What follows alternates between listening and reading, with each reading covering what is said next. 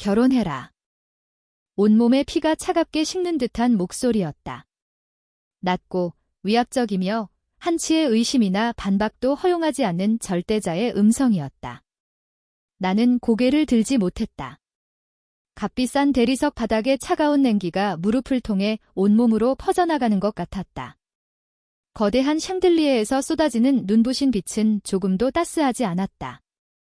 오히려 나를 벌거벗겨 심판대 위에 세운 조명처럼 느껴졌다. 내 앞에는 이 집의 주인이자 대한민국 재계를 움직이는 거물, 강 회장이 앉아 있었다. 백발의 노인은 깊게 파인 주름 하나하나에 세월의 무게와 권위가 서려 있었다. 그의 시선이 내 정수리에 박혀 있는 것이 느껴졌다. 그 시선은 너무나도 날카로워서 마치 내 머릿속을 꿰뚫어 보고 있는 것만 같았다. 내 옆에서는 가장 친한 친구인 강소라가 어깨를 떨며 울고 있었다. 할아버지, 그게 아니에요. 하나는 그런 애가 아니란 말이에요.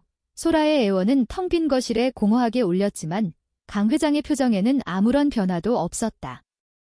소파 저편에는 소라의 동생이자 내 오랜 짝사랑의 대상인 정우진이 어쩔 줄 모르겠다는 얼굴로 서 있었다. 하얗고 맑은 얼굴은 당혹감으로 붉어져 있었고 그는 그저 입술만 달싹일 뿐이었다.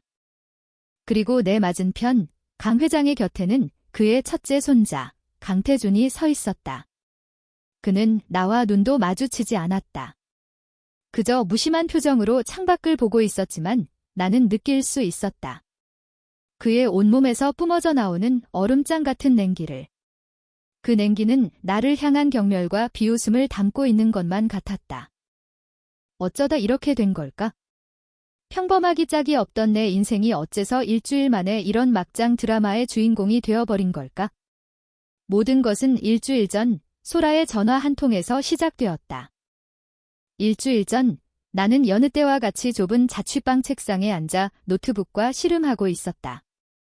내가 다니는 작은 디자인 회사는 야근을 밥 먹듯 했고 나는 주말에도 밀린 시안 작업을 처리해야 했다. 화면 속에서 수십 번이나 수정된 로고 디자인을 보며 한숨을 내쉬었다. 내 인생도 이 로고처럼 어딘가 계속 수정만 하다가 결국엔 B급으로 남게 될 것 같은 기분이었다. 그때였다. 요란한 벨소리와 함께 화면에 강소라라는 이름이 떴다. 받기도 전에 시끄러운 목소리가 귀에 들리는 듯 했다. 여보세요? 이하나. 당장 내 전화 안 받았으면 죽을 뻔했어. 역시나 소라의 목소리는 언제나 에너지가 넘쳤다. 재벌가의 딸이라는 배경이 믿기지 않을 정도로 털털하고 가식 없는 친구, 대학교 신입생 때 촌스러운 옷차림에 잔뜩 주눅이 들어있던 나에게 먼저 다가와 말을 걸어준 유일한 사람이었다. 그때부터 우리는 가장 친한 친구가 되었다. 무슨 일인데? 나 지금 시안 때문에 죽기 일보 직전이야. 그 시안 당장 집어치워. 더 중요한 일이 생겼어. 너 우리 집에 와야겠어? 순간 내 손에 들려있던 펜이 바닥으로 굴러떨어졌다. 뭐? 너희 집. 갑자기 왜? 소라의 집은 두 군데였다. 하나는 우리가 자주 만나서 놀던 소라가 독립해서 사는 강남의 오피스텔. 그리고 다른 하나는 강 회장님은 비롯해온 가족이 함께 사는 평창동의 거대한 저택이었다. 내가 감히 발을 들여놓을 수 없는 성역과도 같은 곳. 이번 주 일요일, 우리 우진이 생일이잖아. 가족들끼리 조촐하게 파티할 건데 너도 와야지. 우진이, 정우진. 그 이름이 나오자마자 내 심장이 쿵 하고 내려앉았다. 소라의 남동생이자 내 4년간의 짝사랑. 의대생의 훤칠한 키, 다정한 눈빛, 부드러운 목소리까지. 그는 내가 상상할 수 있는 완벽한 왕자님의 모습이었다. 나는 우진을 제대로 본 적이 몇 번 없었다. 대부분 소라의 SNS나 소라가 보여주는 사진을 통해 그의 모습을 접했다. 어쩌다 마주칠 때면 나는 심장이 터질 것 같아서 제대로 말도 못하고 도망치기 바빴다. 그런 내가 어떻게 그의 가족들이 다 모이는 생일 파티에 갈 수 있겠는가. 말도 안 돼. 내가 거길 어떻게 가. 너희 할아버님도 계실 거 아냐? 할아버지는 잠깐 얼굴만 비추실 거야. 그리고 뭐가 어때? 넌 내 베프잖아.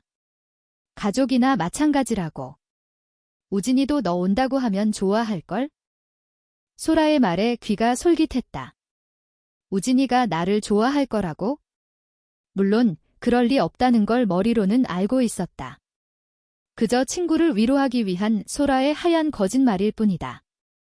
하지만 짝사랑에 빠진 사람에게는 그 작은 가능성 하나가 세상을 다 가진 것 같은 희망을 주기도 했다. 그래도 불편해. 나는 너희 가족들이랑 어울릴 사람이 아니야? 이하나, 너 자꾸 그런 식으로 벽치면 나 진짜 화낸다.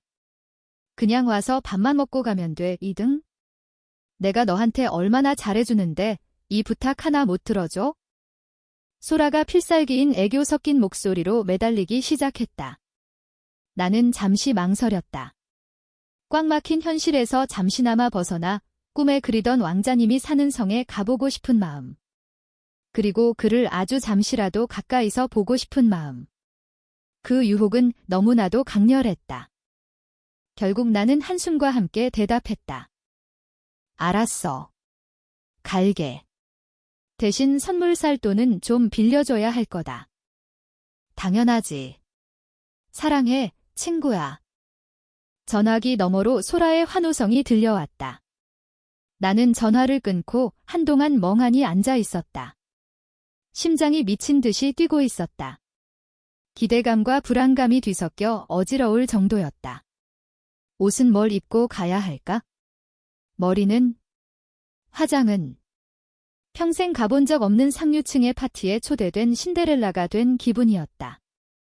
하지만 나는 알고 있었다. 나는 신데렐라가 아니다. 유리 구두도 마법의 호박마차도 없는 그저 평범한 이하나일 뿐이라는 것을. 주말 내내 나는 옷장 전체를 뒤집어 엎었다. 하지만 내가 가진 옷 중 그 성에 어울릴 만한 옷은 단 한 벌도 없었다.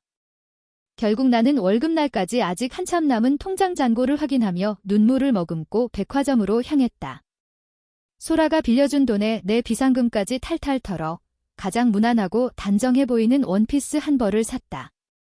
그리고 마침내 약속의 일요일이 되었다. 소라가 보낸 차를 타고 평창동으로 향하는 내내 나는 손바닥에 땀이 흥건했다. 차창 밖으로 보이는 풍경은 내가 살던 동네와는 완전히 달랐다. 높은 담벼락과 으리으리한 대문들이 늘어선 조용한 부촌. 그곳에 있는 것만으로도 위축되는 기분이었다. 소라의 집에 도착했을 때 나는 입을 다물 수가 없었다. 영화에서나 보던 거대한 대저택이었다. 잘 가꿔진 정원과 분수대, 그리고 집 안으로 들어서자 나를 맞이한 것은 눈이 휘둥그레질 만큼 높은 천장과 화려한 샹들리에였다. 왔어, 하나야. 소라가 나를 반갑게 맞아주었다.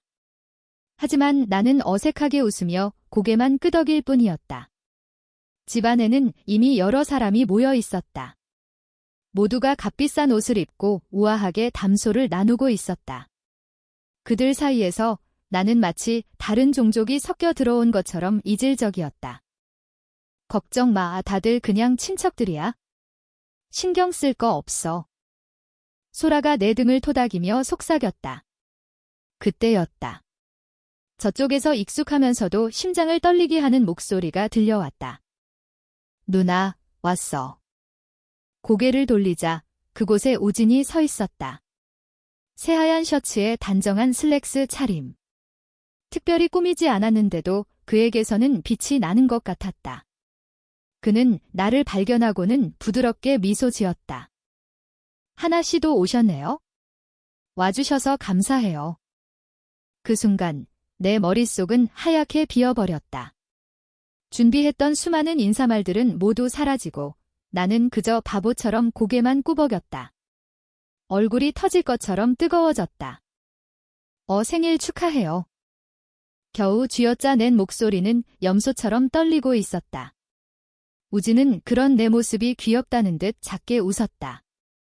그 웃음 한 방에 나는 세상의 모든 것을 다 가진 기분이었다. 오늘 이곳에 오길 정말 잘했다고 나는 속으로 수백 번 외쳤다. 파티는 화기애애하게 진행되었다.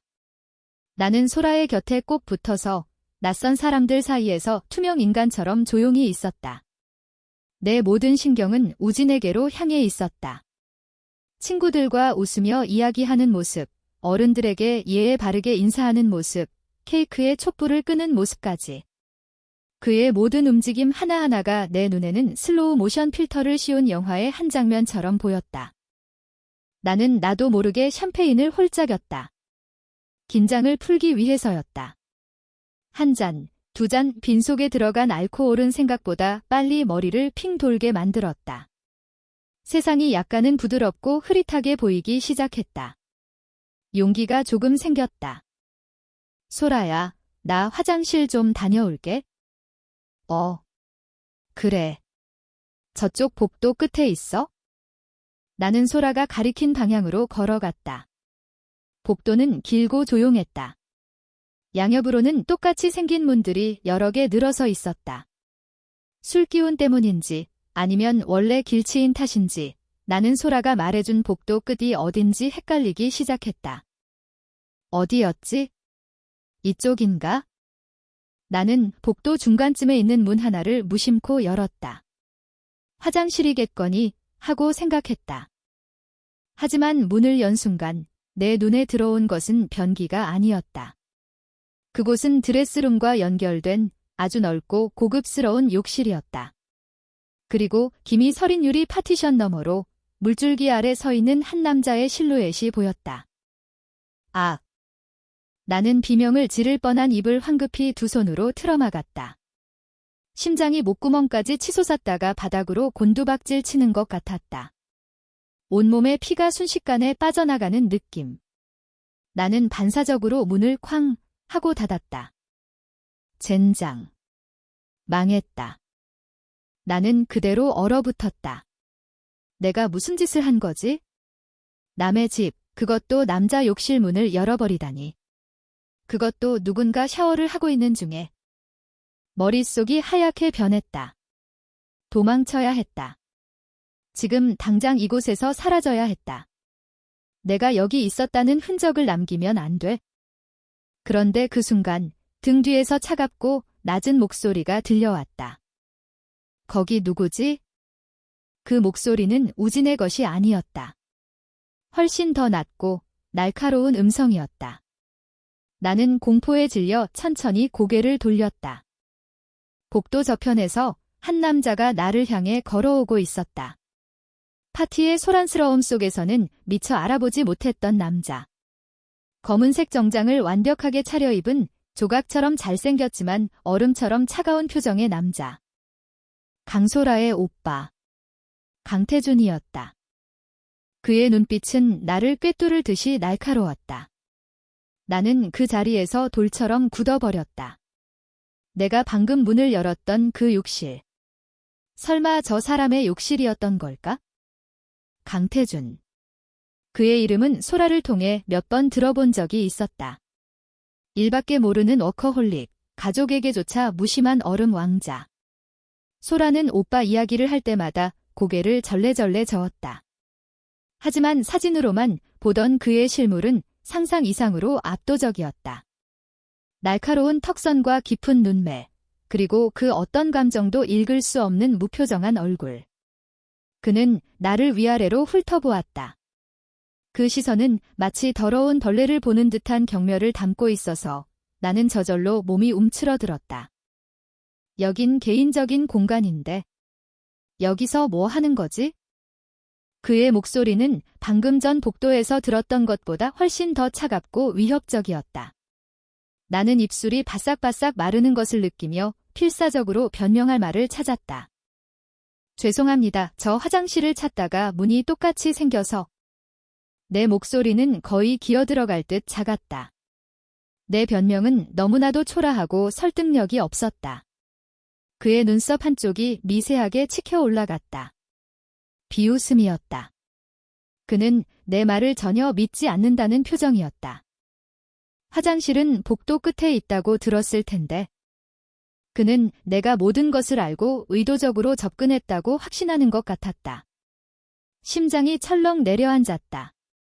아니라고, 정말 실수였다고 소리치고 싶었지만 목소리가 나오지 않았다. 공포에 질린 내 눈동자가 하염없이 흔들렸다. 바로 그때였다. 내가 쾅 닫았던 욕실 문이 다시 열리고 김이 모락모락 피어오르는 샤워 가운 차림의 남자가 모습을 드러냈다. 형. 무슨 일이야? 나는 내 눈을 의심했다. 그곳에 서 있는 사람은 정우진이었다. 젖은 머리카락을 수건으로 털며 나오던 그는 나와 강태준이 험악한 분위기로 대치하고 있는 것을 보고는 걸음을 멈췄다. 그의 얼굴에 당황한 기색이 역력했다. 하나 씨. 여긴 어떻게... 상황은 최악으로 치닫고 있었다. 나는 샤워를 하고 있던 사람이 당연히 이 방의 주인인 강태준일 거라고 생각했다. 하지만 그게 아니었다. 우진이었다. 내가 짝사랑하는 그 우진이가 샤워하는 모습을 내가 훔쳐볼 뻔한 변태 같은 상황이 되어버린 것이다. 머릿속이 터질 것 같았다. 제발 땅이 꺼져서 이 자리에서 사라지게 해달라고 빌었다. 우진아. 내가 왜 형 방에서 씻고 있어? 강태준이 싸늘하게 물었다. 우진은 곤란한 듯 머리를 극적이며 대답했다. 아, 손님용 욕실에 누가 들어가 있어서 형 방은 비어있을 줄 알고. 그 순간 모든 퍼즐 조각이 맞춰졌다. 나는 우진을 스토킹하다 못해 그가 샤워하는 욕실 문까지 열어젖힌 파렴치한 여자가 되어버린 것이다. 강태준의 눈빛은 이제 경멸을 넘어 혐오에 가까워 보였다. 그는 나를 한심하다는 듯 쳐다보며 말했다. 목적이 아주 분명했군. 아니에요. 정말 아니에요. 나는 울음이 터져나오려는 것을 간신히 참으며 소리쳤다. 저는 정말 우진 씨가 여기 계신 줄도 몰랐어요. 그냥 실수로. 내 필사적인 해명에도 불구하고 강태준의 표정은 변하지 않았다. 우진은 우리 사이에서 어쩔 줄 몰라 하며 안절부절 못했다. 바로 그 아수라장 갔던 순간 복도 모퉁이에서 한 중년 여인이 모습을 드러냈다. 화려한 옷차림에 한눈에 봐도 이 집안 사람인 것 같은 여자였다. 그녀는 우리 세 사람을 보고는 눈을 동그랗게 떴다. 그녀의 시선은 정확히 이것을 보고 있었다. 잔뜩 겁에 질려 울먹이는 나, 샤워 가운 차림으로 당황한 우진, 그리고 그 앞을 막아선 채 분노한 표정의 강태준. 오해를 하기에 이보다 더 완벽한 그림은 없을 터였다. 여자는 못 볼 것을 봤다는 듯 황급히 몸을 돌려 사라졌다. 하지만 그녀의 얼굴에 떠올랐던 흥미와 경악이 뒤섞인 그 표정을 나는 똑똑히 보았다. 끝장이다. 이제 모든 것이 끝장이다. 아니나 다를까 소문은 불길처럼 빠르게 번져나갔다. 내가 그 자리를 도망치듯 빠져나와 소라에게 돌아갔을 때 파티장의 분위기는 이미 미묘하게 변해 있었다. 즐겁게 담소를 나누던 사람들의 시선이 흘끔흘끔 나에게로 향했다. 그들의 눈에는 호기심과 경멸, 그리고 약간의 조소가 섞여 있었다. 그들은 수군거렸다. 저 아가씨가 소라 친구라던데? 어머, 쟤였어. 우진이 방 앞에서. 요즘 애들은 참 대담하다니까? 어떻게든 재벌가에 발을 들여보려고. 모든 소리가 비수처럼 날아와 내 가슴에 박혔다. 얼굴이 화끈거려 고개를 들 수가 없었다. 나는 그저 투명 인간이 되기를 바랄 뿐이었다. 소라는 뭔가 잘못됐음을 직감하고 내 어깨를 붙잡았다. 하나야, 무슨 일 있었어? 왜 얼굴이 하얘? 나는 차마 사실대로 말할 수가 없었다. 내가 너의 동생이 샤워하는 욕실 문을 열었다고, 그래서 이제 나는 파렴치한 여자가 되었다고 어떻게 말할 수 있겠는가. 결국 사건은 집안의 가장 큰 어른, 강 회장의 귀에까지 들어가고 말았다. 화기애애하던 파티는 순식간에 끝나버렸다. 손님들이 모두 돌아간 후 거대한 거실에는 무거운 침묵만이 남았다. 그리고 나는 마치 죄인처럼 그 거실 한가운데에 서 있게 되었다. 강 회장은 소파 깊숙이 몸을 묻은 채 아무 말 없이 나를 쏘아보고 있었다. 그 침묵이 천둥 같은 호통보다 더 무서웠다.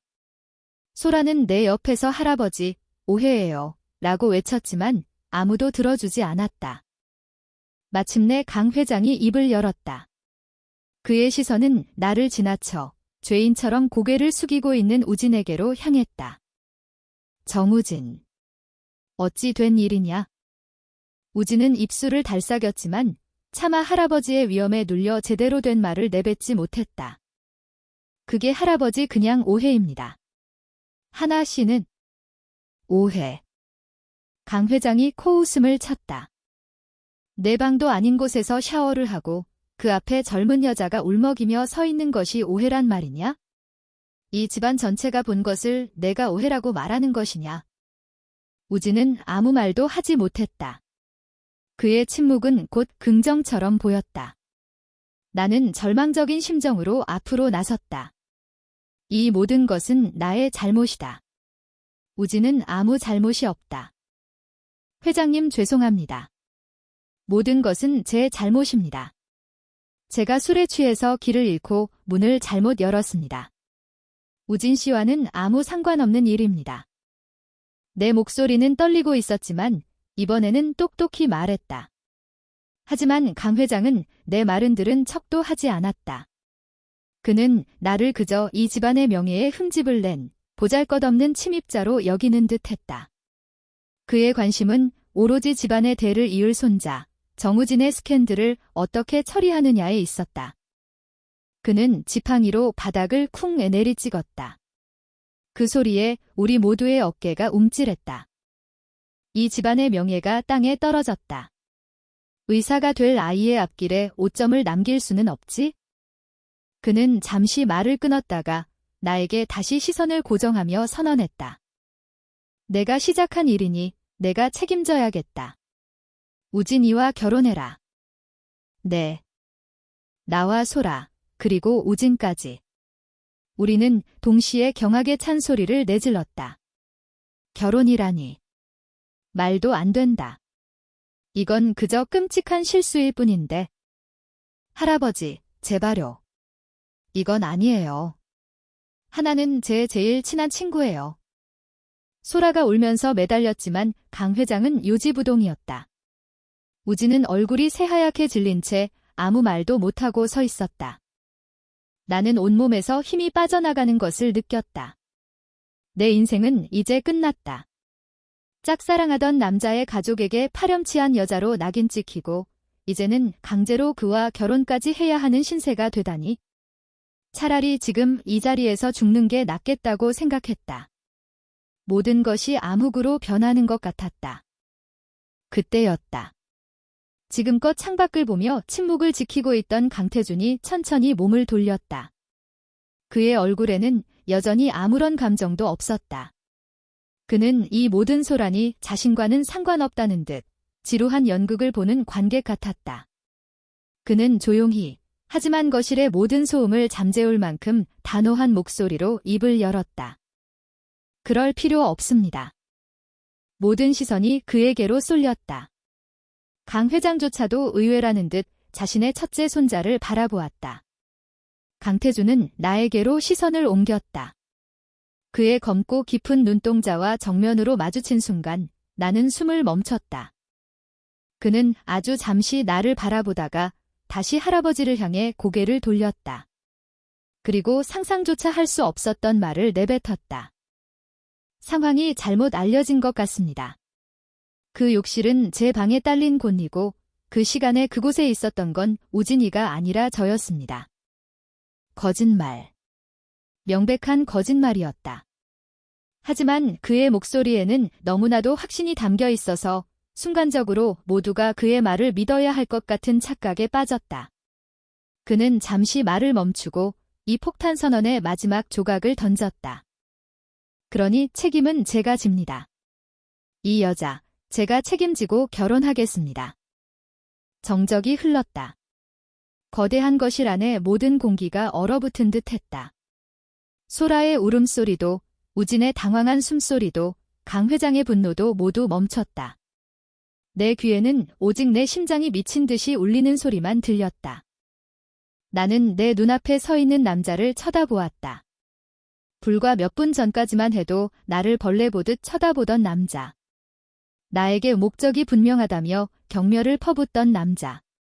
그 남자가 지금 나와 결혼하겠다고 말했다. 내 짝사랑의 대상인 정우진을 구하기 위해 그의 형인 강태준이 나를 제물로 삼으려는 것이었다. 강태준의 폭탄 선언 이후 시간은 어떻게 흘러갔는지 기억나지 않는다. 모든 것이 꿈처럼, 아니, 악몽처럼 느껴졌다. 나는 아무런 저항도 하지 못했다. 내 의견은 처음부터 중요하지 않았다. 강 회장은 잠시 손자를 의심의 눈초리로 쳐다봤지만 결국 그의 제안을 받아들였다. 우진이의 미래에 흠집이 생기는 것보다는 이미 회사를 경영하며 자리를 잡은 태준이 이 사소한 스캔들을 떠안는 것이 가문의 입장에서 훨씬 더 나은 선택이었을 것이다. 그렇게 나는 일주일 만에 강태준의 약혼녀가 되었다. 소라는 미안하다며 내 손을 붙잡고 펑펑 울었다. 자기가 나를 그 지옥 같은 곳으로 끌어들였다며 자책했다. 나는 그런 소라를 보며 씁쓸하게 웃을 수밖에 없었다. 이건 소라의 잘못이 아니었다. 모든 것은 술에 취해 길도 제대로 찾지 못한 내 어리석음, 그리고 상류층의 비정함이 만들어낸 합작품이었다. 우진은 내게 몇 번이나 전화를 걸어왔다. 미안해요. 하나씩 나 때문에 그는 계속해서 사과했지만 그뿐이었다. 그는 할아버지와 형의 결정에 맞설 용기가 없었다. 그의 다정함은 결국 힘없는 나약함의 다른 이름일 뿐이었다. 한때는 그 부드러움에 내 모든 것을 걸고 싶었는데 막상 현실의 벽에 부딪히자 그 환상은 너무나도 쉽게 깨져버렸다. 그리고 며칠 후 나는 내 작은 자취방에 짐을 싸야 했다. 강태준이 보낸 비서는 내게 이사할 곳의 주소를 건넸다. 서울의 스카이라인이 한눈에 내려다 보이는 최고급 주상복합 아파트. 강태준의 펜트하우스였다. 이삿짐 트럭 뒤에 택시를 타고 따라가는 내내 나는 창밖을 보며 멍하니 있었다. 몇 년 동안 내 모든 희로애락이 담겨있던 이 좁은 골목을 떠나 이제 완전히 다른 세상으로 가는 것이다. 이건 신분 상승이 아니었다. 세상으로 옮겨지는 것과 다름없었다. 더 크고 화려하지만 결국엔 창살 없는 감옥일 뿐이다. 강태준의 집은 내가 상상했던 것 이상으로 넓고 차갑고 공허했다. 최고급 자재로 마감된 인테리어와 값비싼 가구들이 있었지만 그 어디에서도 사람 사는 온기는 느껴지지 않았다. 마치 잘 꾸며진 모델하우스 같았다. 집 전체는 블랙 앤 화이트 톤으로 집주인의 성격을 그대로 보여주는 듯 했다. 방은 저쪽입니다. 필요한 게 있으면 가정부에게 말하세요. 그는 나를 집 안으로 들인 후 그 한마디를 남기고는 곧장 서재로 들어가 버렸다. 마치 내가 투명 인간이라도 된 것처럼. 나는 텅 빈 거실에 덩그러니 서서 내가 가져온 초라한 이삿짐 박스들을 내려다보았다. 이 거대하고 삭막한 공간 속에서 내 존재는 먼지 한 톨보다도 작게 느껴졌다. 내가 지내게 될 방은 손님용 침실이었다. 집의 다른 공간처럼 넓고 고급스러웠지만 역시나 텅 비어 있었다. 나는 짐을 풀기 시작했다. 내 낡은 옷가지들과 아기자기한 소품들이 이 방의 값비싼 가구들과 어울리지 않아 겉도는 것 같았다. 그날 밤 나는 잠을 이룰 수 없었다. 낯선 침대, 낯선 공기. 그리고 언제 마주칠지 모르는 얼음 같은 남편이 될 남자. 모든 것이 나를 짓눌렀다. 나는 조용히 방을 나와 물을 마시기 위해 주방으로 향했다. 그때 서재에서 희미한 불빛이 새어나오고 있었다. 호기심에 살금살금 다가가 문틈으로 안을 엿보았다. 강태준은 책상에 앉아 노트북 화면을 보고 있었다. 그의 얼굴은 여전히 무표정했지만 어딘지 모르게 지쳐 보였다. 그는 아마 밤늦게까지 일을 하고 있는 것이리라. 그에게 결혼이란 그가 처리해야 할 수많은 업무 중 하나에 불과할지도 모른다. 그때 그가 고개를 들었다. 문틈으로 나를 보고 있었다. 나는 깜짝 놀라 몸을 숨기려 했지만 이미 늦었다. 할 말 있습니까? 그의 목소리는 여전히 차가웠다. 나는 우물쭈물하며 서재 문 앞에 섰다. 아니요, 그저 목이 말라서. 그는 나를 잠시 쳐다보더니 시선을 다시 노트북으로 돌렸다. 내일 저녁 변호사가 올 겁니다. 계약서에 서명해야 하니 시간 비워두세요. 계약서요. 그는 마치 당연한 것을 묻는다는 듯 귀찮은 표정으로 나를 보았다. 우리가 진짜 부부라도 될 거라고 생각했습니까? 이건 비즈니스입니다. 강희하나 씨. 그는 내 이름을 희하나가 아닌 강희하나라고 불렀다. 마치 내가 이미 자신들의 소유물이 된 것처럼. 그의 말은 비수가 되어 내 가슴에 꽂혔다. 그래, 나는 알고 있었다. 이건 비즈니스일 뿐이라는 걸. 하지만 그의 입에서 직접 그 말을 들으니 비참한 기분을 감출 수가 없었다. 계약 기간은 1년. 1년 뒤 우리는 조용히 이혼할 겁니다. 이혼 사유는 성격 차이, 위자료는 충분히 지급할 겁니다. 강희하나 씨가 평생 일하지 않고도 살 수 있을 만큼. 그는 마치 쇼핑 목록을 읽듯이 아무런 감정 없이 말했다. 그 대신 계약 기간 동안에는 강태준의 아내로서의 역할을 충실히 이행해야 합니다. 대외적으로는 행복한 부부처럼 보여야 하고 집안의 규칙을 따라야 하며 절대 쓸데없는 스캔들을 만들어서는 안 됩니다. 특히 정우진과는 개인적인 만남을 금지합니다. 마지막 말에 나는 고개를 번쩍 들었다. 우진 씨는 왜? 이 모든 일의 시작이 뭐였는지 잊었습니까? 그가 차갑게 내 말을 끊었다. 쓸데없는 감정 노름으로 일을 그르치고 싶지 않습니다. 명심하세요. 그의 눈은 나를 의심하고 있었다. 내가 여전히 우진에게 미련을 품고 언젠가는 사고를 칠 것이라고 생각하는 것이다. 분하고 억울했지만 아무런 말도 할 수 없었다. 나는 그저 고개를 끄덕일 뿐이었다. 알겠습니다. 나는 힘없이 대답하고 돌아섰다. 내 방으로 돌아오는 내내 눈물이 뺨을 타고 흘러내렸다. 나는 그저 그의 사업 파트너, 1년짜리 계약직 아내일 뿐이었다. 아니, 어쩌면 그보다 못한 돈으로 사온 장식품 같은 존재일지도 모른다. 다음 날 저녁, 변호사가 찾아왔다. 두꺼운 계약서가 내 앞에 놓였다. 수많은 조항들이 빼곡하게 적혀 있었다. 재산 분할, 의무 조항, 비밀 유지, 그리고 위약금까지. 모든 것이 너무나도 비인간적이고 계산적으로 느껴졌다. 나는 내용을 제대로 읽지도 않고 변호사가 가리키는 곳에 기계적으로 서명했다. 내 영혼을 파는 계약서에 서명하는 기분이었다. 강태준은 내가 서명하는 모습을 무심하게 지켜보다가 자신도 서명을 마쳤다. 변호사가 돌아가고 거실에는 다시 우리 둘만 남았다. 어색한 침묵이 흘렀다. 식사는 하셨어요? 내가 먼저 침묵을 깼다. 뭐라고 말이라도 하지 않으면 숨이 막혀 죽을 것 같았다. 그는 소파에 앉아 신문을 보고 있었다. 그는 신문에서 눈을 떼지도 않은 채 대답했다. 밖에서 하고 왔습니다. 나는 더 이상 할 말을 찾지 못했다. 주방으로 가서 혼자 저녁을 차렸다. 가정부가 만들어 놓은 반찬들을 꺼내 먹었지만 모래를 씹는 것 같았다. 이 넓은 집에서 가장 비싼 식탁에 앉아 나는 혼자 밥을 먹었다. 결혼이라는 것을 하면 적어도 밥은 같이 먹을 줄 알았다. 하지만 그것조차 나만의 착각이었다. 그렇게 우리의 기묘한 동거 혹은 계약 결혼 생활이 시작되었다. 우리는 한 집에 살았지만 서로에게 완벽한 타인이었다. 그는 아침 일찍 나가서 밤늦게 돌아왔다. 우리는 거의 마주치지 않았고 마주치더라도 필요한 말 외에는 하지 않았다. 나는 대부분의 시간을 내 방에서 보냈다. 회사는 그만두었다. 강태준의 아내가 작은 디자인 회사에 다니는 것은 모양새가 좋지 않다는 이유였다.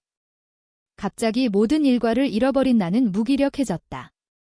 TV를 보거나 책을 읽어도 집중이 되지 않았다. 창밖으로 보이는 화려한 도시의 야경을 보며 나는 점점 더 고립되어 가는 것을 느꼈다. 가끔 소라가 나를 보러 왔다. 하나야, 괜찮아. 오빠가 너한테 못되게 굴지는 않고? 나는 애써 웃으며 괜찮다고 말했다. 아니야. 그냥 서로 바빠서 마주칠 일이 별로 없어. 나는 차마 내 비참한 신세를 친구에게 털어놓을 수 없었다. 소라는 그런 나를 안쓰럽게 쳐다보며 자신이 가져온 디저트와 옷들을 내밀었다.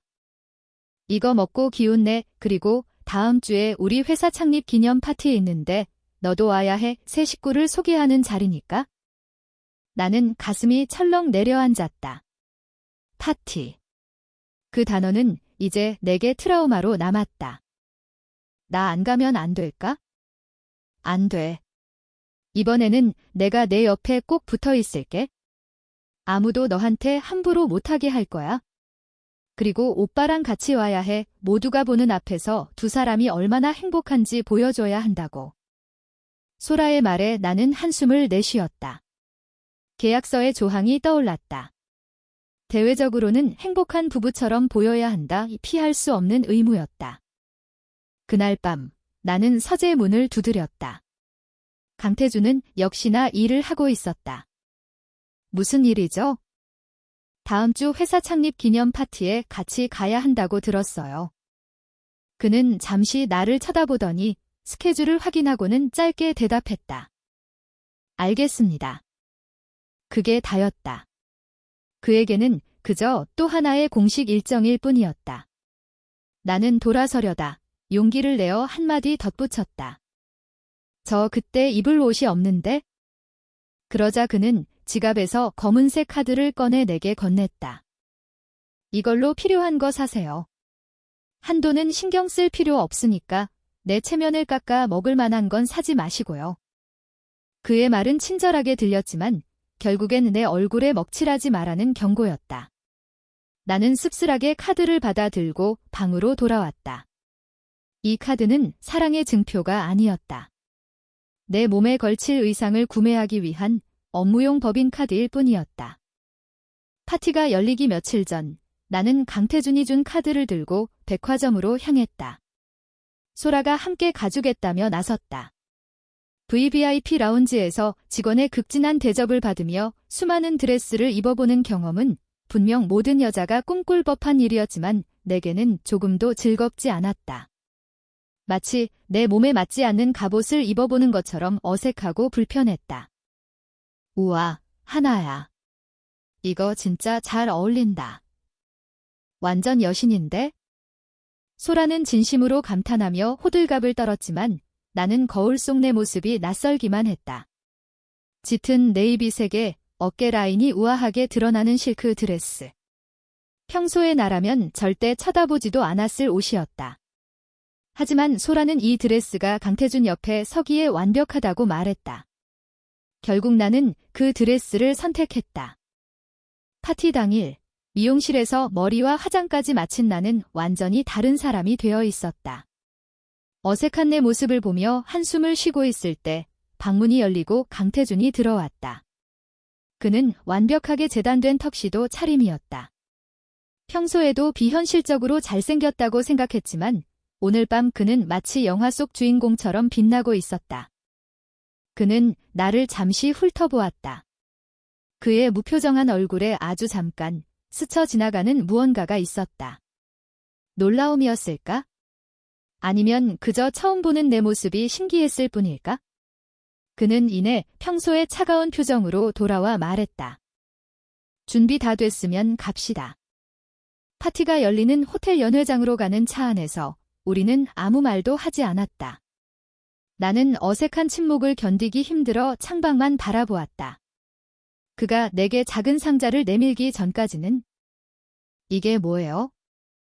착용해요. 비어있는 목이 허전해 보이니까. 상자를 열자 그 안에는 내 드레스와 완벽하게 어울리는 다이아몬드 목걸이가 눈부시게 빛나고 있었다. 나는 놀라서 그를 쳐다보았다. 이런 것까지 말했잖습니까? 이건 비즈니스라고. 투자는 확실하게 해야죠. 그는 여전히 무심하게 말했다. 하지만 그는 상자를 받아들고 직접 내 목에 목걸이를 걸어주었다. 그의 차가운 손가락이 내 목덜미에 닿는 순간 나는 나도 모르게 숨을 멈췄다. 너무나도 가까운 거리. 그의 숨결과 희미한 향수 냄새가 느껴졌다. 심장이 제멋대로 뛰기 시작했다. 이 남자는 나를 비즈니스 파트너로만 생각하는데 나는 왜 그의 작은 행동 하나에 이렇게 흔들리는 걸까? 나는 스스로가 한심하게 느껴졌다. 호텔에 도착하자 수많은 기자들의 플래시가 터졌다. 강태준은 자연스럽게 내 허리에 손을 둘렀고 나는 그의 리드에 따라 차에서 내렸다. 이쪽을 봐주세요. 두 분 정말 잘 어울리십니다. 기자들의 외침 속에서 강태준은 내 귓가에 작게 속삭였다. 웃어요. 세상에서 가장 행복한 여자처럼. 나는 그의 말대로 입꼬리를 끌어올려 미소를 지었다. 하지만 그 미소는 가면처럼 뻣뻣했다. 연회장 안으로 들어서자 수많은 사람들이 우리를 주목했다. 강태준은 내 허리를 감싼 손에 힘을 주며 나를 이끌고 사람들 사이를 걸었다. 그는 만나는 사람마다 나를 제 아내 이하나입니다라고 소개했다. 그럴 때마다 나는 어색하게 고개를 숙이며 인사했다. 모든 것이 연극이었다. 하지만 그의 품에 안겨 그의 보호를 받으며 걷고 있자니 이상하게도 마음이 조금은 편안해졌다. 적어도 이 순간만큼은 그 누구도 나를 함부로 쳐다보거나 무시하지 못했다. 나는 강태준의 여자라는 이름 아래 안전하게 보호받고 있었다. 한참 동안 비즈니스 파트너들과 인사를 나누던 강태준은 잠시 중요한 손님과 이야기를 해야 한다며 내게 양해를 구했다. 잠시만 여기서 기다려요. 아무데도 가지 말고. 그가 떠나자마자 나는 다시 혼자가 되었다. 화려한 사람들 속에서 나는 다시 외톨이가 된 기분이었다. 나는 샴페인 한 잔을 들고 구석으로 가려 했다. 그때 비웃음 섞인 목소리가 내 등 뒤에서 들려왔다. 어머, 이게 누구야? 강태준 전무님의 신데렐라 아니신가? 고개를 돌리자 화려한 드레스를 입은 젊은 여자 몇 명이 나를 비웃듯이 쳐다보고 있었다. 아마도 강태준과 아는 사이이거나 그에게 관심이 있었던 여자들이겠지. 운도 좋으시네요. 평범한 집안 출신이라던데 어떻게 강 전무님을 낚아채셨대? 글쎄 말이야. 무슨 꼬리를 쳤길래 저 얼음 같은 남자가 넘어갔을까? 그들의 말은 날카로운 가시가 되어 내 마음을 찔렀다. 얼굴이 화끈거렸다. 나는 아무 대꾸도 하지 못하고 그저 입술만 깨물었다. 내가 아무 말도 못하자 그들은 더욱 기세등등해졌다. 그나저나 그 소문 들었어? 원래는 동생인 우진 씨를 노렸었다며? 그러다 딱 걸려서 오빠가 책임지게 된 거라던데? 어머, 정말. 대단하다. 정말. 선수네, 선수. 그 말에 나는 더 이상 참을 수 없었다. 그만하세요. 사실도 아니면서 함부로 말하지 마세요. 내 목소리는 떨리고 있었지만 나는 그들의 눈을 똑바로 쳐다보며 말했다. 내 반격에 그들은 잠시 놀란 듯 했지만 이내 코웃음을 쳤다. 어머, 화내는 것 좀 봐, 이 찔리나 보네. 그들이 나에게 한 발짝 더 다가오며 위협적으로 말하려던 순간이었다. 내 아내에게 무슨 볼일이라도 있습니까? 얼음장처럼 차가운 목소리가 우리 사이에 끼어들었다. 강태준이었다. 그는 어느새 내 뒤에 와 서 있었다. 그의 얼굴은 분노로 굳어 있었고 그 눈빛은 상대를 얼어붙게 만들 만큼 살벌했다. 여자들은 그의 등장에 사색이 되어 어버버했다. 아, 아니에요, 전무님. 저희는 그냥 인사드리려고. 강태준은 그들의 변명은 들은 척도 하지 않았다. 그는 내 어깨를 부드럽게 감싸 자신의 품으로 끌어당겼다. 그리고는 여자들을 향해 경고하듯 말했다. 앞으로 내 아내에게 무례하게 구는 사람은 그게 누구든 용서하지 않을 겁니다. 내 말 명심하는 게 좋을 겁니다. 그의 목소리에는 서리빨 같은 위압감이 서려 있었다. 여자들은 겁에 질려 고개를 숙이고는 황급히 자리를 떴다. 그들이 사라지자 그는 나를 보며 물었다. 괜찮습니까? 나는 고개를 끄덕였다. 하지만 심장은 여전히 미친 듯이 뛰고 있었다. 무서워서가 아니었다. 나를 위해 나서준 그의 모습 때문에. 언제나 차갑고 무심하던 그가 나를 보호하기 위해 분노하는 모습을 처음 보았다. 그 순간 나는 그가 낯설면서도 이상하게 든든하게 느껴졌다. 저 때문에 곤란해지신 건 아니에요? 내 사람을 지키는 건 곤란한 일이 아닙니다. 그는 무심하게 말했지만 그 말은 그 어떤 위로보다 더 따뜻하게 내 마음에 와 닿았다. 내 사람. 그가 나를 그렇게 생각해주다니? 비록 계약 관계일지라도 그 순간만큼은 내가 정말로 그의 아내가 된 것 같은 착각이 들었다. 파티가 끝나고 집으로 돌아오는 차 안. 우리는 여전히 말이 없었다. 하지만 이전의 어색한 침묵과는 달랐다. 무언가 미묘한 기류가 우리 사이에 흐르고 있었다.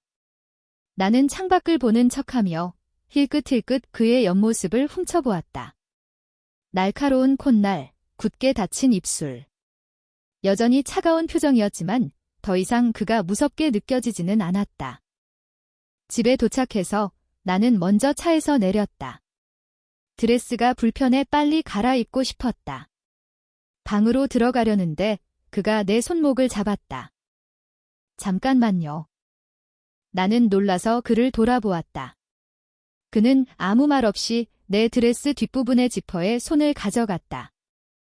혼자서는 내리기 힘들 것 같아서. 그가 천천히 지퍼를 내렸다. 그의 손길이 맨등을 스칠 때마다 나는 온몸에 소름이 돋는 것 같았다. 얼굴이 터질 것처럼 뜨거워졌다. 지퍼가 끝까지 내려가자 그는 아무 일 없었다는 듯 손을 떼고는 말했다. 쉬어요. 그리고는 자신의 방으로 들어가 버렸다. 나는 그 자리에 한참 동안 서 있었다. 심장이 터질 것 같았다. 이건 뭐지? 이 감정은 뭐지? 그는 그저 계약상의 파트너일 뿐인데. 나를 경멸하고 내 존재 자체를 귀찮아하던 남자인데. 왜 나는 그의 작은 친절에 이렇게까지 흔들리는 걸까? 그날 밤 나는 침대에 누워 천장을 바라보며 생각했다. 어쩌면 이 남자는 내가 생각했던 것만큼 나쁜 사람은 아닐지도 모른다. 그의 얼음 같은 가면 뒤에는 어쩌면 아주 작은 온기가 숨겨져 있는 건 아닐까? 그렇게 아주 작은 희망의 씨앗이 나도 모르는 사이에 내 마음속에 뿌리를 내리기 시작했다. 이 계약 결혼이 마냥 불행하지만은 않을 수도 있겠다는 어리석은 기대감과 함께. 하지만 나는 몰랐다. 그 작은 희망이 머지않아 나를 더 깊은 절망의 나락으로 떨어뜨리게 될 것이라는 것을. 그날 파티 이후 강태준과 나 사이에 보이지 않는 벽은 아주 조금, 아주 미세하게 허물어진 것 같았다. 그는 여전히 말이 없고 무뚝뚝했지만 나를 대하는 태도에서 예전 같은 날 선 경계심은 느껴지지 않았다. 가끔은 그가 먼저 말을 걸어올 때도 있었다. 오늘 저녁은 집에서 먹을 겁니다. 주말에 필요한 거 있으면 미리 말해요. 비서에게 시켜둘 테니. 그의 사소한 변화는 내게 큰 의미로 다가왔다. 우리는 더 이상 완벽한 타인이 아니었다. 적어도 같은 집에 사는 사람 정도는 된 것 같았다. 나는 그의 배려에 보답하고 싶어졌다. 매일 가정부가 차려주는 밥을 먹는 대신 내가 직접 요리를 하기 시작했다. 서툰 솜씨였지만 인터넷 레시피를 보며 정성껏 음식을 만들었다. 처음 내가 차린 저녁 식탁을 보고 그는 조금 놀란 듯했다. 이걸 직접 만들었습니까? 내 입에 맞으실지 모르겠어요. 나는 그의 반응에 가슴을 졸였다. 그는 아무 말 없이 수저를 들어 음식을 맛보았다. 그리고는 작게 고개를 끄덕였다. 먹을 만하네요. 그의 칭찬 아닌 칭찬에 나는 세상을 다 얻은 것처럼 기뻤다. 그 후로 우리는 함께 저녁 식사를 하는 날이 많아졌다. 식탁에서의 대화는 여전히 거의 없었지만 같은 공간에서 같은 음식을 나누어 먹는다는 사실만으로도 나는 더 이상 외롭지 않았다.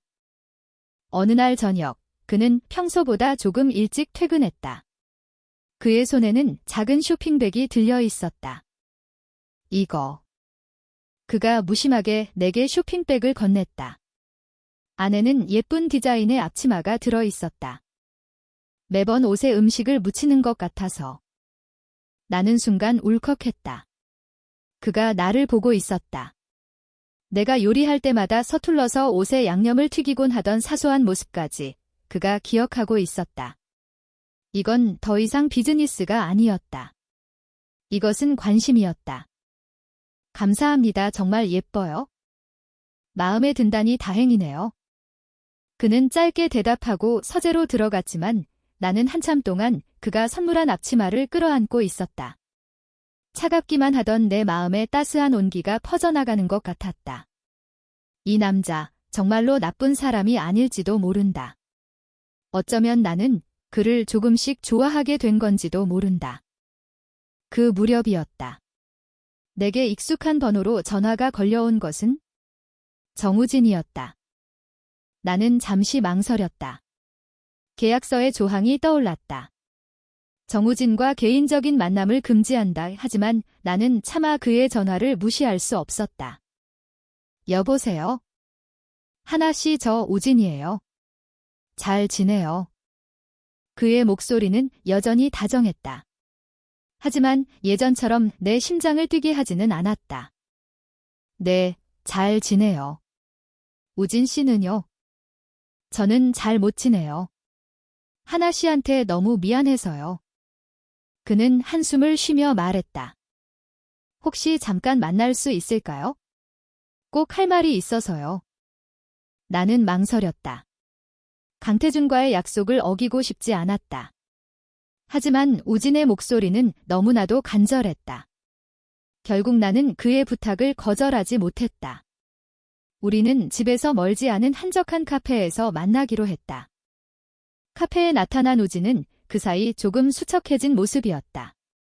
그는 내 앞에 앉아 한참 동안 아무 말도 하지 못했다. 할 말이 뭐예요, 우진 씨? 내가 먼저 입을 열자 그는 결심한 듯 나를 쳐다보았다. 하나 씨, 저 사실은 예전부터 하나 씨를 좋아했어요. 나는 내 귀를 의심했다. 뭐라고? 그가 나를 좋아했다고? 소라 누나를 통해 하나 씨 이야기를 많이 들었어요.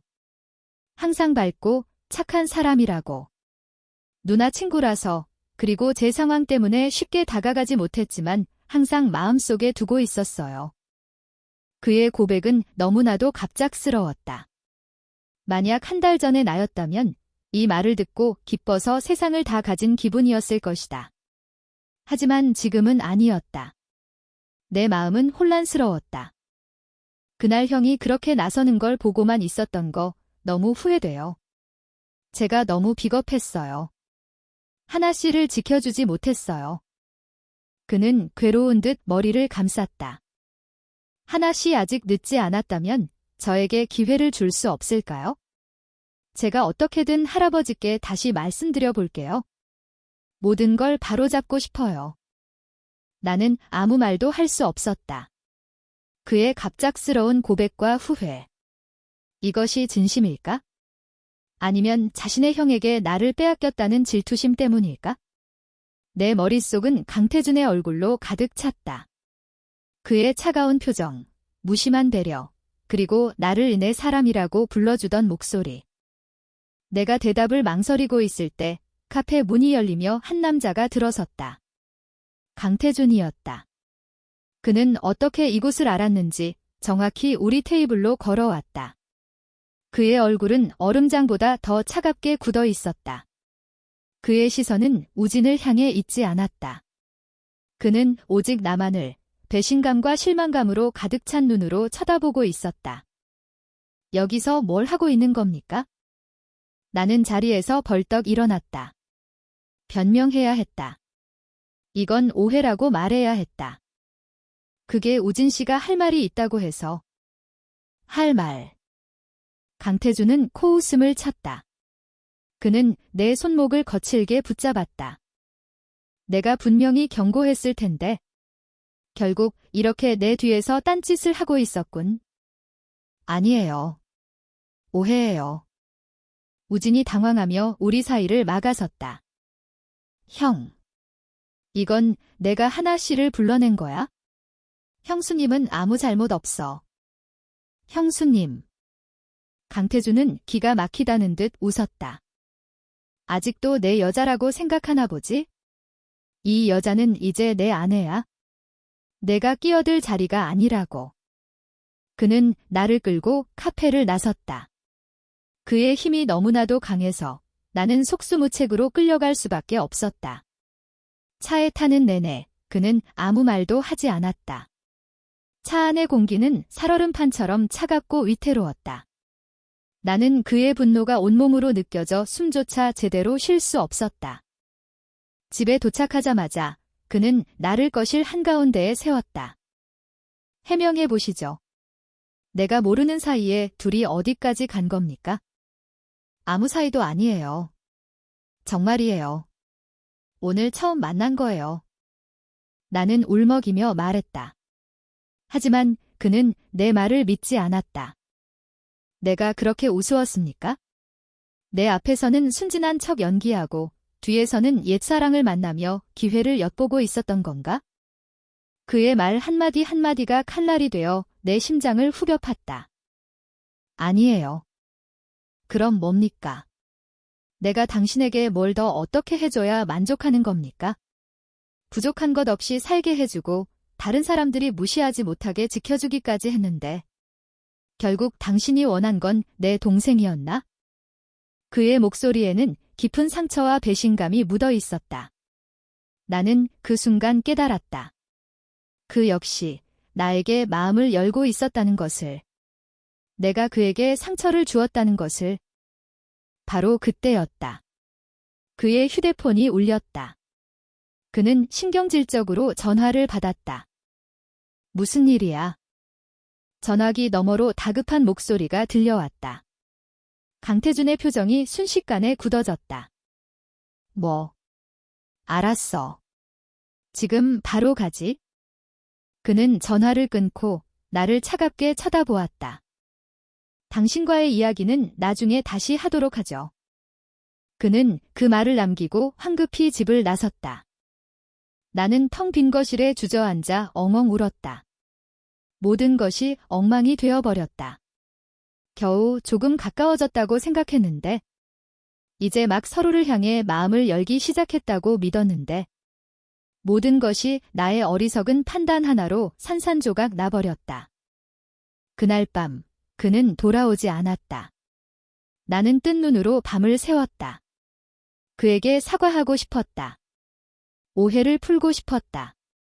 하지만 그는 내게 기회조차 주지 않았다. 다음 날 아침, 나는 TV 뉴스에서 그 이유를 알게 되었다. 속보 강태준 대표가 이끄는 TK 인베스트먼트, 적대적 M&A 위기 내부 정보 유출 혐의로 검찰 조사 착수. 화면 속에는 수많은 기자들에게 둘러싸여 검찰청으로 들어가는 강태준의 모습이 나오고 있었다. 그의 얼굴은 하얗게 질려 있었고 지쳐 보였다. 그리고 그 순간 나는 모든 것을 깨달았다. 어젯밤 그가 나에게 퍼부었던 분노.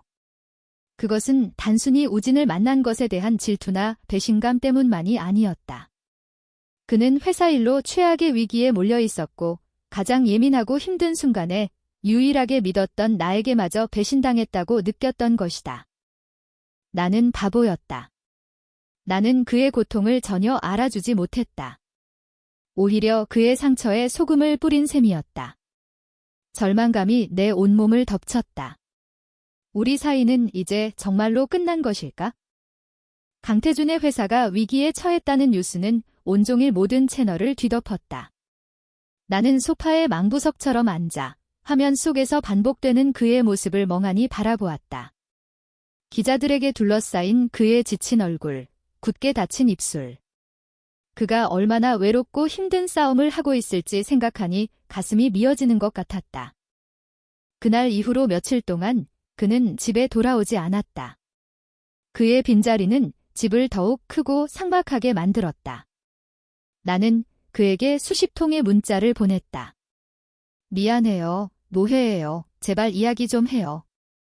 하지만 그는 단 한 번도 답장하지 않았다. 전화는 아예 받지도 않았다. 그는 나를 완벽하게 차단해버렸다. 소라가 걱정이 되어 집으로 찾아왔다. 하나야, 너 괜찮아. 오빠 연락은 되고? 나는 고개를 저었다. 소라는 한숨을 깊게 내쉬며 내 옆에 앉았다. 오빠 지금 상황이 많이 안 좋아. 경쟁사에서 작정하고 덤벼든 것 같아. 내부 고발자까지 있다나 봐. 내부 고발자? 응, 오빠가 가장 믿었던 사람 중 하나였다는 소문이 있어. 아마 그래서 더 힘들어하는 걸 거야. 소라의 말을 듣는 순간 나는 심장이 쿵 내려앉는 것 같았다. 가장 믿었던 사람에게 배신당한 남자. 그리고 그 최악의 순간에 나 역시 그에게 배신감을 안겨주었다. 그는 나를 그 내부 고발자와 똑같은 사람으로 보고 있을지도 모른다. 소라야, 나 때문인 것 같아. 내가 모든 걸 망쳤어. 나는 결국 소라에게 모든 것을 털어놓았다. 우진을 만났던 일, 그리고 그 현장을 강태준에게 들켰던 일까지. 소라는 내 이야기를 다 듣고는 말없이 나를 안아주었다. 바보야. 왜 그런 중요한 얘기를 혼자 끙끙 앓고 있었어? 미안해. 내가 미안할 게 뭐가 있어? 그건 우리 오빠가 속이 좁은 거지? 하지만 하나야, 지금은 오빠가 너무 경황이 없어서 그런 걸 거야. 모든 게 해결되면 분명히 내 얘기를 들어줄 거야. 소라의 위로에도 내 마음은 조금도 나아지지 않았다. 나는 더 이상 이 거대하고 차가운 집에 머물러 있을 수 없었다. 이곳은 강태준의 공간이지 내 공간이 아니었다. 그가 없는 이 집에서 그의 물건들에 둘러싸여 있는 것은 나를 더욱 비참하게 만들었다. 나는 결심했다. 떠나야겠다고. 나는 내 작은 가방에 원래 내 것이었던 몇 가지 물건들을 챙겨 넣었다. 그가 사준 옷들, 목걸이, 그리고 내 마음을 설레게 했던 예쁜 앞치마까지. 그 모든 것을 그대로 남겨두었다. 내가 가져갈 수 있는 것은 아무것도 없었다. 이 결혼 자체가 거짓이었으니까? 떠나기 전 나는 식탁 위에 편지 한 통을 남겼다. 그에게 차마 하지 못했던 말들을 꾹꾹 눌러 담았다. 태준 씨에게. 말없이 떠나서 미안해요. 하지만 더 이상 당신에게 짐이 되고 싶지 않아요. 우진 씨를 만난 건 정말 오해였어요. 그 사람의 고백에 흔들렸던 것도 아니에요? 그저 과거의 인연을 정리하고 싶었을 뿐인데 제 생각이 너무 짧았어요. 당신이 가장 힘든 순간에 더 큰 상처를 주어서 정말 미안해요. 당신은 제게 비즈니스라고 말했지만 저는 아니었어요. 얼음 같던 당신이 보여준 작은 온기들이 저를 얼마나 설레게 했는지 당신은 모를 거예요. 이젠 다 끝났다는 걸 알아요. 부디 회사 일 잘 해결되기를 진심으로 기도할게요. 당신의 아내였던 것이 비록 짧고 거짓이었지만 제 인생에서 가장 특별한 순간들이었어요. 행복하세요. 마지막으로 나는 결혼 반지를 빼서 편지 위에 올려놓았다. 그리고 조용히 그 집을 나섰다. 다시는 돌아오지 않을 생각이었다. 나는 예전에 살던 동네로 돌아가지 않았다. 소라에게도 연락하지 않았다. 나를 아는 모든 사람에게서 벗어나 완전히 새로운 곳에서 다시 시작하고 싶었다. 나는 가진 돈을 탈탈 털어 서울 외곽의 작은 원룸을 구했다. 그리고 닥치는 대로 아르바이트를 시작했다. 카페, 편의점, 식당 몸은 고됐지만 바쁘게 움직이는 동안에는 잠시나마 괴로운 생각들을 잊을 수 있었다. 나는 일부러 뉴스를 보지 않았다. 그의 소식을 듣는 것이 두려웠다. 그가 잘 해결되었다는 소식을 들어도 마음이 아플 것 같았고 잘못되었다는 소식을 들으면 더더욱 견딜 수 없을 것 같았다. 나는 그저 강태준이라는 사람을 내 인생에서 완전히 지워내려고 노력했다. 시간은 무심하게 흘러갔다. 계절이 바뀌고 나는 조금씩 새로운 삶에 적응해가고 있었다. 작은 디자인 회사에 다시 취직했다. 예전처럼 야근도 잦고 월급도 적었지만 내 힘으로 무언가를 다시 시작할 수 있다는 사실에 감사했다. 나는 더 이상 누군가에게 기대는 약한 존재가 아니었다. 지난 몇 달간의 경험은 나를 아프게 했지만 동시에 나를 강하게 만들었다. 나는 이제 이 하나, 그 자체로 온전히 설 수 있게 되었다. 그러던 어느 날 퇴근길에 익숙한 차 한 대가 내 앞에 멈춰섰다. 차 문이 열리고 내린 사람은 소라였다. 그녀는 한눈에 봐도 나를 찾기 위해 꽤나 고생한 듯 헬쑥한 얼굴이었다. 이하나, 너 어떻게 여기서? 소라는 나를 보자마자 달려와 와라 껴안았다. 얼마나 걱했는지 알아? 왜 연락도 없이 사라져? 내가 너 찾아다니느라 얼마나 힘들었는지 알아? 그녀의 목소리에는 원망과 안도가 섞여 있었다. 나는 오랜만에 만난 친구의 온기에 그만 눈물이 터져나왔다. 우리는 근처 포장마차에 마주 앉았다. 소라는 그동안의 일들을 쏟아냈다. 오빠 회사 다행히 잘 해결됐어. 내부 고발자도 잡혔고 적대적 M&A도 막아냈어. 다행이다, 정말 다행이다. 나는 진심으로 안도의 한숨을 내쉬었다. 그런데 너 그거 알아? 소라가 심각한 표정으로 나를 보았다. 오빠가 너 떠나고 나서 완전히 폐인처럼 지냈어. 회사 일 해결하고 집에 돌아왔는데 내가 없어진 걸 알고는 거의 미친 사람 같았대. 내 편지 읽고 며칠 동안 방에서 나오지도 않고 술만 마셨대. 나는 믿을 수 없다는 표정으로 그녀를 쳐다보았다. 그 차갑고 이성적인 남자가 나 때문에 그랬다고? 말도 안 돼? 말이 돼, 우리 오빠 너한테 진심이었어.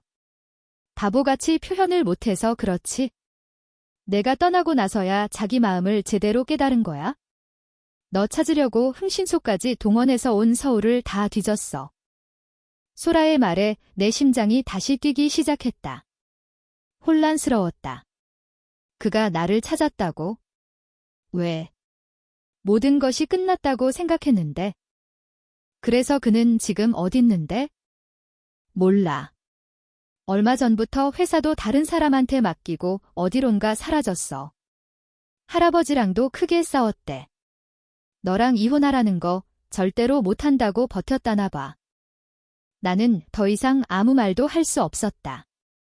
내 마음속에서 억지로 지원했다고 생각했던 강태준이라는 이름이 다시 선명하게 떠올랐다. 그의 차가운 얼굴, 상처받은 눈빛, 그리고 나를 찾기 위해 헤맸을 그의 모습이 겹쳐졌다. 그날 이후 내 일상은 다시 흔들리기 시작했다. 일에 집중하려 해도 자꾸만 그의 얼굴이 떠올랐다.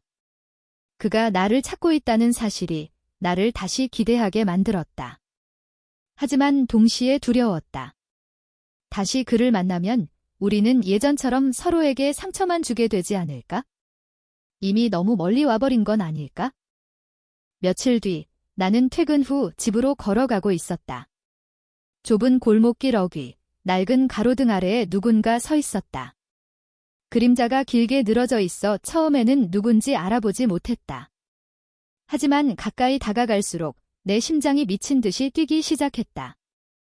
그 남자였다. 몇 달 전보다 훨씬 더 수척해지고 지쳐 보이는 얼굴. 하지만 그의 눈빛만은 그 어느 때보다 간절하게 나를 향해 있었다. 강태준이었다. 그가 나를 찾아냈다. 가로등 불빛 아래 서 있는 강태준은 내가 알던 모습과 사뭇 달랐다. 언제나 완벽하게 다려진 수트를 입고 있던 그는 지금은 편안한 면바지에 셔츠 차림이었다. 흐트러진 머리카락과 약간의 수염 자국은 그를 더 이상 차가운 기업의 대표가 아닌 사랑하는 사람을 잃고 헤매던 평범한 남자로 보이게 했다. 우리는 한참 동안 아무 말 없이 서로를 바라보았다. 무슨 말을 먼저 해야 할지 몰랐다. 어색한 침묵을 깬 것은 그였다. 찾았네요. 그의 목소리는 잠겨 있었지만 그 안에는 안도감이 섞여 있었다. 나는 여전히 그 자리에 서서 움직일 수 없었다. 어떻게 여길? 당신이 갈 만한 곳, 당신이 있을 만한 곳, 온 세상을 다 뒤져서라도 찾아낼 생각이었으니까. 그는 천천히 내게로 다가왔다. 그의 눈은 오롯이 나만을 담고 있었다. 예전의 그 차갑고 날카로운 눈빛이 아니었다. 후회와 그리움, 그리고 절실함이 담긴 눈빛이었다. 미안합니다. 그가 내 앞에서 걸음을 멈추고 말했다. 내가 미안해요. 하나씩 당신을 믿어주지 못해서. 가장 힘들다는 핑계로 당신에게 가장 큰 상처를 줬어요. 내가 어리석었어요. 나는 고개를 저었다. 아니에요. 제가 잘못한 거예요. 당신과의 약속을 어겼고 당신을 오해하게 만들었어요. 아니, 당신은 잘못한 거 없어요? 내가 처음부터 솔직했어야 했는데. 당신을 그저 계약 파트너로만 생각하는 척 비즈니스라고 선을 그었던 내 자신이 한심스러워요. 그는 괴로운 듯 한숨을 쉬었다. 언제부터였을까? 당신이 끓여준 서툰 김치찌개를 먹었을 때였나? 아니면 파티장에서 당신을 보호해야겠다고 생각했을 때였나? 나도 모르는 사이에 당신은 내 텅 빈 세상에 들어와 온기를 채우고 있었어요. 그런데 나는 그걸 인정하는 게 두려웠어요. 또다시 누군가에게 마음을 줬다가 상처받는 것이 무서웠으니까. 그의 고백에 나는 놀라 그를 쳐다보았다. 나는 당신이 나를 떠난 후에야 깨달았어요. 내 세상에서 당신이라는 온기가 사라지자 모든 것이 다시 흑백으로 변해버렸다는 걸. 당신 없는 펜트하우스는 그냥 텅 빈 상자일 뿐이었어요. 당신이 남기고 간 편지를 수백 번도 더 읽었어요. 그의 눈시울이 붉어졌다. 얼음 같던 남자가 내 앞에서 무너지고 있었다. 내 마음도 함께 무너져 내렸다. 다시는 당신을 놓치고 싶지 않아요. 그래서 할아버지께도 말씀드렸습니다. 이혼은 절대 못한다고. 하나 씨 없이는 안 된다고. 그는 내게 한 걸음 더 다가와 내 손을 조심스럽게 잡았다. 그의 손은 따뜻했다. 처음부터 다시 시작하고 싶어요. 계약 같은 거 말고. 비즈니스 파트너 같은 거 말고. 진짜 연인으로, 진짜 부부로. 당신 마음만 허락해준다면 이번에는 내가 당신을 행복하게 해줄게요. 세상 누구보다 더. 나는 흐르는 눈물을 주체할 수 없었다. 내가 꿈꿔왔지만 감히 바라지도 못했던 순간이었다. 우진을 향했던 내 짝사랑은 현실을 모르는 어린아이의 환상이었다. 하지만 이 남자, 강태준을 향한 내 감정은 달랐다. 우리는 서로의 가장 못나고 아픈 모습을 보았고 서로에게 상처를 주었으며 그럼에도 불구하고 서로를 그리워했다. 이것이 진짜 사랑이 아닐까? 나는 말없이 고개를 끄덕였다. 그 순간 그는 나를 자신의 품에 와라 끌어안았다. 그의 품은 넓고 따뜻했다. 나는 그의 가슴에 얼굴을 묻고 그동안 참아왔던 모든 서름을 토해내듯 울었다. 그는 아무 말 없이 내 등을 토닥여 주었다. 그날 이후 우리는 정말로 모든 것을 다시 시작했다. 그는 더 이상 나를 펜트하우스로 데려가지 않았다. 대신 우리는 내 작은 원룸에서 함께 시간을 보냈다. 그는 수트 대신 편한 옷을 입었고 나는 그를 위해 저녁을 차렸다. 우리는 함께 TV를 보고 시시콜콜한 이야기를 나누고 손을 잡고 동네를 산책했다. 평범하기 짝이 없는 일상이었지만 그 모든 순간이 우리에게는 소중하고 행복했다. 물론 넘어야 할 산은 남아 있었다. 강 회장은 우리의 관계를 여전히 못마땅해 했다. 어느 주말 강태준은 내 손을 잡고 평창동의 본가로 향했다. 이제 도망치지 않을 거야? 당신과 함께 정면으로 부딪힐 거야. 다시 찾은 그 거대한 저택. 하지만 이번에는 두렵지 않았다. 내 옆에는 그의 손을 굳게 잡은 강태준이 있었으니까. 강 회장은 여전히 위압적인 모습으로 우리를 내려다보았다. 내가 지금 제정신이냐? 저런 근본도 없는 애 때문에 가문을 등지겠다는 것이냐? 강 회장의 호통에 강태준은 조금도 물러서지 않았다. 할아버지. 제게 근본이나 가문보다 더 중요한 사람이 생겼습니다. 하나 씨 없이는 제가 가진 그 어떤 것도 의미가 없습니다. 허락해 주십시오. 허락해 주시지 않더라도 저는 이 사람과 함께 할 겁니다. 그의 단호한 태도에 강 회장은 말을 잃었다. 그때 뒤에서 조용히 지켜보던 소라가 나섰다. 할아버지.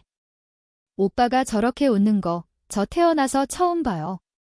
하나를 만나고 나서 오빠가 변했어요. 더 이상 차가운 사람이 아니라고요. 할아버지가 원하시던 게 손자가 불행해지는 건 아니잖아요. 소라의 말에 강 회장의 눈빛이 흔들렸다. 그는 한참 동안 우리를 쳐다보다가 깊은 한숨과 함께 고개를 돌렸다. 내 놈들 마음대로 해라. 그것은 허락이었다. 우리는 마침내 모두에게 인정받는 진짜 부부가 되었다. 우리는 펜트하우스도 나의 작은 원룸도 아닌 아담한 정원이 있는 새로운 집으로 이사했다. 그곳에서 우리의 진짜 신혼생활이 시작되었다. 어느 맑은 오후, 나는 정원에서 꽃에 물을 주고 있었다. 강태주는 테라스에 앉아 그런 나를 미소 지으며 바라보고 있었다. 그렇게 좋아요. 그의 물음에 나는 활짝 웃으며 대답했다. 네, 좋아요. 모든 게 다. 그가 내게 다가와 뒤에서 나를 끌어안았다. 문득 궁금해졌는데 그가 내 귓가에 속삭였다. 그날 욕실에서 정말 아무것도 못 봤어요. 나는 웃음이 터져나왔다. 그 끔찍했던 악몽의 시작이 이제는 우리 사이의 즐거운 농담이 되었다. 글쎄요. 김이 너무 서려서 잘 안 보이던데? 혹시 뭐 보여주고 싶은 거라도 있었어요? 내가 장난스럽게 되묻자 그가 내 어깨에 얼굴을 묻으며 낮게 웃었다. 그의 웃음소리가 햇살처럼 따스하게 내 마음에 퍼져나갔다. 실수로 엿본 샤워 장면 때문에 시작된 우리의 인연. 오해와 거짓, 상처로 얼룩졌던 시간들. 하지만 그 모든 과정을 거쳐 우리는 비로소 서로의 진심을 마주하게 되었다. 완벽한 환상 속의 사랑이 아닌 서로의 불완전함을 끌어안고 함께 성장하는 진짜 사랑을. 나는 그의 품에 기댄 채 눈부신 햇살이 쏟아지는 우리의 정원을 바라보았다. 모든 것이 완벽했다. 앞으로 우리에게 어떤 어려움이 닥치더라도 우리는 함께 이겨낼 수 있을 것이다. 서로의 손을 놓지 않는 한 우리의 세상은 언제나 이렇게 따스하고 행복할 테니까.